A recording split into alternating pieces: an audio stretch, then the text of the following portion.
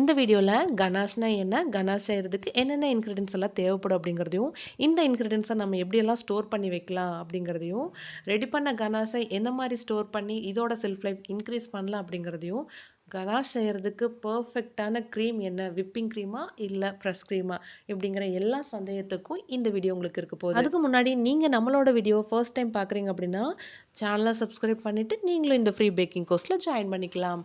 And மறக்காமல் பேக்கிங்கில் இன்ட்ரெஸ்ட்டாக இருக்க உங்களோட ஃப்ரெண்ட்ஸ் அண்ட் ஃபேமிலிக்கு இந்த வீடியோவை ஷேர் பண்ணிவிட்ருங்க. இப்போ வாங்க வீடியோக்குள்ளே போகலாம். கனாஷ் அப்படிங்கிறது வேறு ஒன்றும் இல்லை, ஃப்ரெஷ் க்ரீம் கூட சாக்லேட் அல்லது காம்பவுண்டை நம்ம மிக்ஸ் பண்ணும்போது நமக்கு கிடைக்கிற க்ரீம் தான் வந்து பார்த்திங்கன்னா கனாஷ்ன்னு சொல்லுவோம்.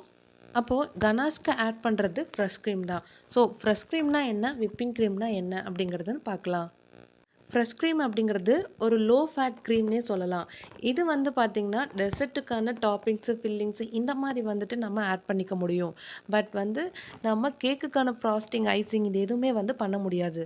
பிகாஸ் இதில் லோ ஃபேட் கண்டென்ட் இருக்கிறதுனால நமக்கு ஸ்டிக் பீக் வந்து கிடைக்காது.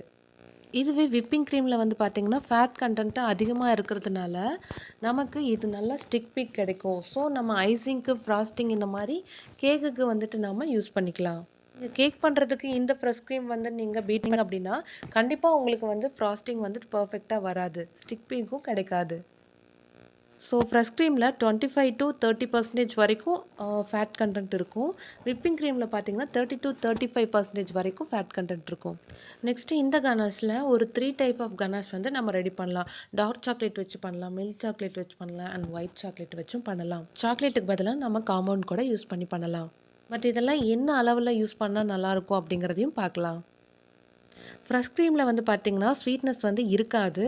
இந்த மாதிரி சாக்லேட்டும் க்ரீமையும் நீங்கள் ஒவ்வொரு ரேஷியோவில் எடுக்கும்போது டேஸ்ட் வந்து கண்டிப்பாக உங்களுக்கு டிஃபர் ஆகும்.